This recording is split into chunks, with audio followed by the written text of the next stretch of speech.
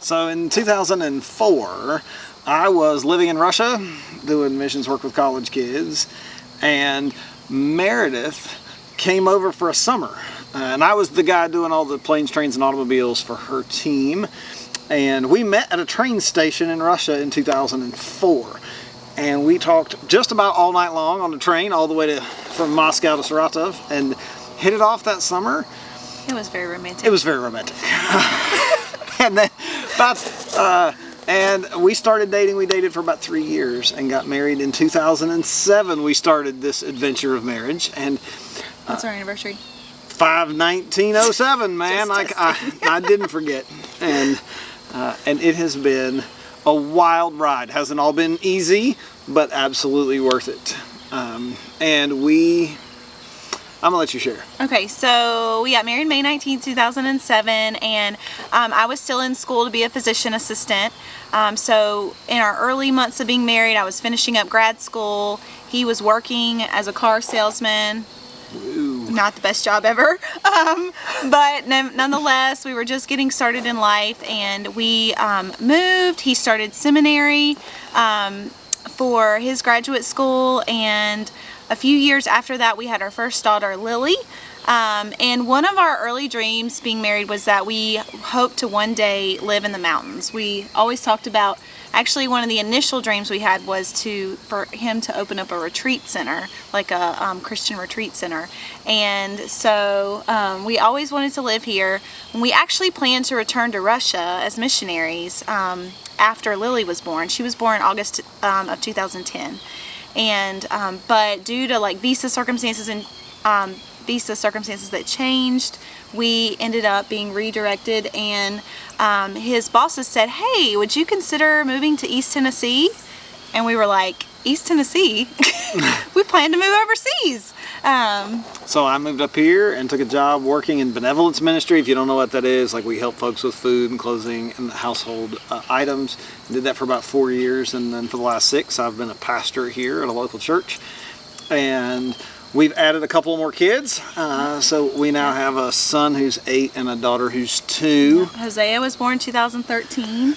Uh-huh. So, and then a few years after Hosea was born, he was like about 3, we really began to talk about how life was so busy. You know, we're all really kind of running at a breakneck pace. And so we were like, we'd really love a farm for our kids to have some space and land to run and roam and just to have fun as a family. We live in a subdivision, which we love.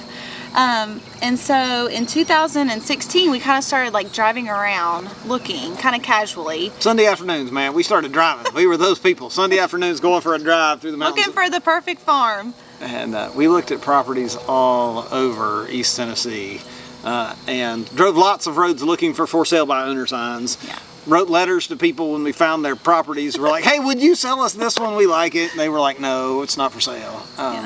Worked at it pretty hard, and then in July of 2019 we found this farm, and it was a total God thing of how we found the farm, and it was just the right property for our family. And then we had, so like Daniel and I, we love weddings, and we think the best thing about weddings is wedding cake. Like, it's definitely the cake. We like to get invited to weddings just because we were like, we're gonna eat wedding cake. So true. And so at one wedding we were talking about like, okay, we've kind of always been just entrepreneurial. We've always had an entrepreneurial She's an spirit. entrepreneur. She's an entrepreneur. I just hang on and say yes, dear. It's not true. He's an entrepreneur too. But we have always kind of just loved starting our own businesses, working for ourselves, and we were talking about like what are some businesses that we can do as our kids get older one day, and that we can still have a business but not always be there every single second. And so we were like, well, we like wedding cake, so what if we open up a wedding venue and then we can have wedding cake all the time?